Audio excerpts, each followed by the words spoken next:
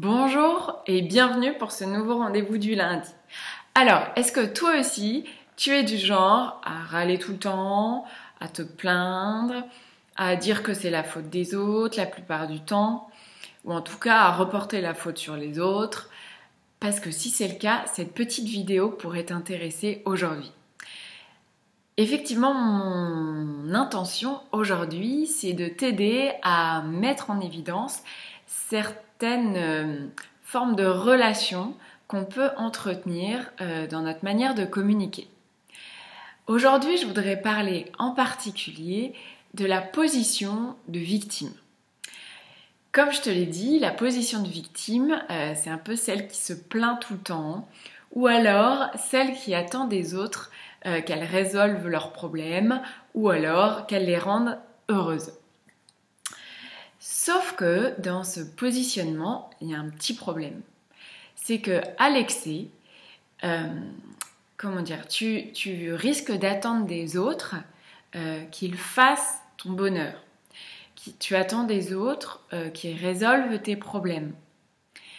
Donc finalement, ça t'entretient dans une espèce de dépendance.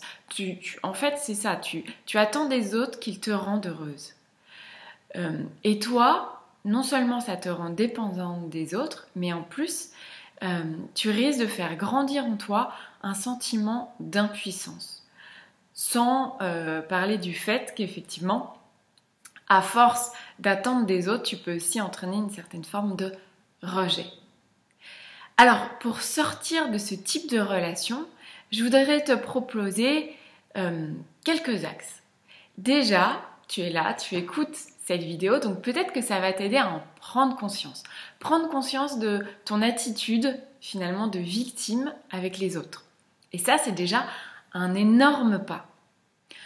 Ensuite, je voudrais t'inviter, pour sortir de cette impuissance, au lieu d'attendre que les autres fassent ton bonheur, de prendre en charge ta vie et ton bonheur.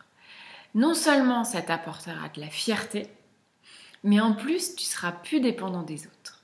Et pour ça, il y a une petite technique toute simple il s'agit de la technique qu'on appelle des petits pas. C'est-à-dire, n'aie pas des objectifs trop ambitieux au départ. Mais s'il y a quelque chose qui te tente, voilà, fixe-toi un petit objectif réaliste pour pouvoir l'atteindre. Et ainsi, ça t'apportera une grande fierté. Crois-moi. Enfin, n'hésite pas à te féliciter quand tu réussis à franchir ces petits pas. On oublie trop souvent de se féliciter et du coup, on ne prend pas conscience de tout ce qu'on a déjà fait. Et enfin, une dernière chose, c'est de grandir dans l'indépendance émotionnelle. Qu'est-ce que c'est l'indépendance émotionnelle? Je vais te donner un exemple tout bête. Voilà, tu proposes une promenade, tout le monde vient, sauf que ton mari, il n'avait pas forcément envie de sortir, alors il passe toute la promenade à râler. Au lieu de te laisser parasiter, si tu veux, par la mauvaise humeur de ton mari, choisis que, quelle que soit son humeur, toi, tu seras contente et tu vas profiter de ta promenade. Voilà, c'est ça l'indépendance émotionnelle. C'est ne pas se laisser parasiter par les émotions négatives des autres. Et ça t'aidera à sortir de la position de victime et à être pleinement, maître et responsable de ton bonheur. Voilà. Et puis, si en revanche, sortir de cette position de victime est trop compliqué pour toi, ce qui est possible quand c'est un fonctionnement qu'on a adopté depuis longtemps, n'hésite pas à te faire accompagner.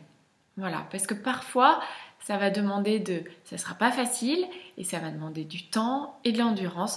Et donc, ça fait toujours du bien d'être encouragé, aidé dans la voie qu'on a choisie. Voilà, j'espère qu'en tout cas, cette vidéo t'aura éclairé. Si c'est le cas, n'hésite pas à liker ou même si tu penses que ça peut intéresser d'autres personnes, à partager cette petite vidéo. Voilà, je te dis à la semaine prochaine et je te souhaite une excellente semaine. À bientôt!